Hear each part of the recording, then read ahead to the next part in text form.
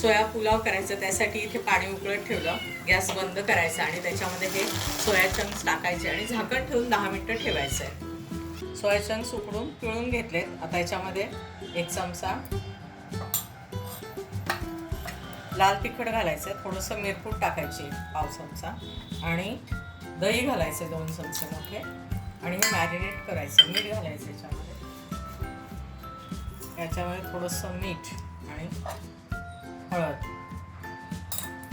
आणि हे मॅरिनेट करून घ्यायचं आहे. मध्ये तेल गरम झालं की त्याच्यामध्ये खडे मसाले घालायचे.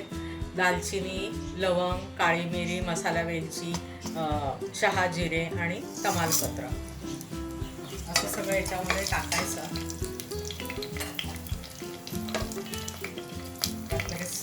पातळ चिरलेला पूर्ण कांदा, 1 कांदा घेतला, 1 टोमॅटो, 1 शिमला,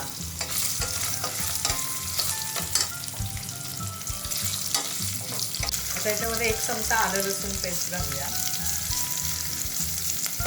त्यामध्ये अर्धा चमचा मीठ, कारण आपण सोयाबीनमध्ये पण मॅरिनेट करता अर्धा चमचा टाकल्याचे, अर्धा चमचा टाकायचा. त्याच्यामध्ये या भाज्या पण आपण परतून घेऊया.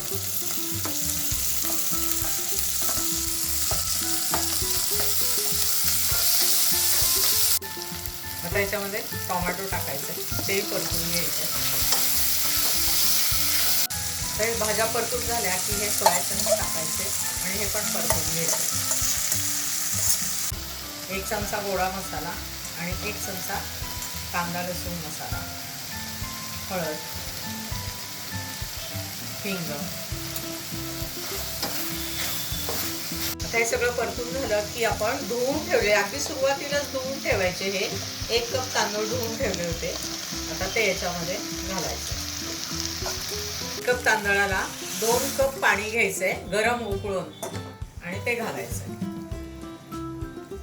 चव घेऊन मीठ कमी जास्त असेल तर ते बघायचंय. कोथिंबीर घालायची आहे आणि झाकण लावून टाकायचंय. 2 शिट्ट्या घ्यायच्यात फक्त, जास्त घ्यायच्या नाही. आपला हा सोया मसाला पुलाव तयार आहे. नक्की ट्राय करा.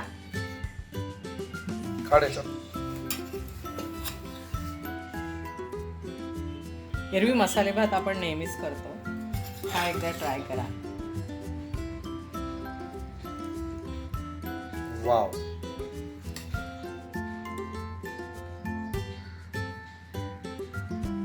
अप्रतिम, बिर्याणी सारखाच दिसतोय.